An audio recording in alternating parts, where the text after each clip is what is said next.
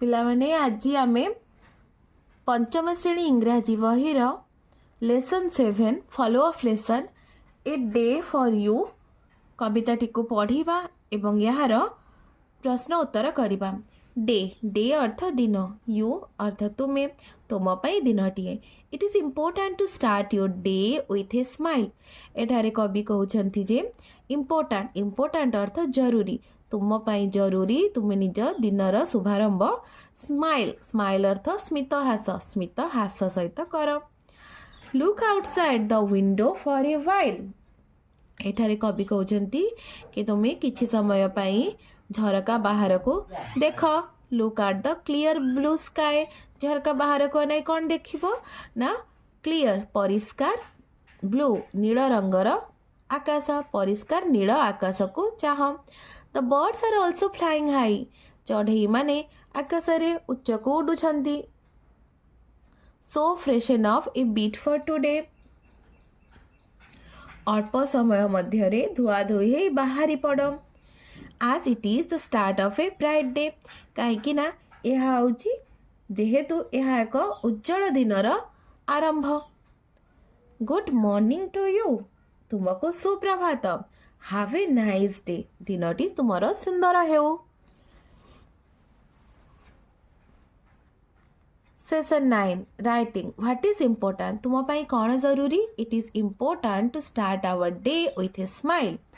आम पाई जरूरी होची आमे दिनर शुभारंभ गोटे स्मित हास सहित करिबा। Question number 2 where should one look for a file. One should look outside the window for a file. जड़े केउठाक मुहूर्तक पाई चाहिबा उचित। जड़े बाहर को झरका बाहर को मुहूर्तक पाई चाहिबा उचित। Why should one fresh of. जड़े कहीं धुआ धोई हुई प्रस्तुत हेबा उचित। One should fresh up a bit for today because it is the start of a bright day. जड़े धुआ धोई हुई प्रस्तुत हेबा उचित कारण यह एक उज्जवल दिनर आरंभ।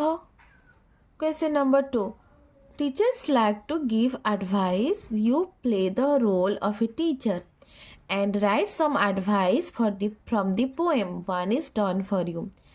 ताहले आमे जानिछे जे जो शिक्षक माने कौन करती ना उपदेश दियंती। ए कविता रे किछि तुमको उपदेश दिया जाइछि। से उपदेश गुडी को आमे लिखिबा।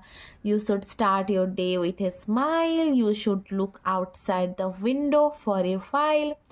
You should fresh up a bit for today.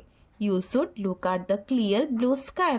एठारे कवि तुमको उपदेश दौछंती जे तुमे निज दिनर शुभारंभ गोटे स्मित हास सहित कर। झरका खोली बाहर को अनाओ। शीघ्र धुआ धोई होई रेडी हो जाओ। सुंदर सुंदर परिष्कार नील आकाश को अनाओ। पिलान तुमको वीडियोटी भल लगे लाइक एंड सब्सक्राइब करिवो। निज सांग पिला मानक सहित शेयर मध्य करिवो।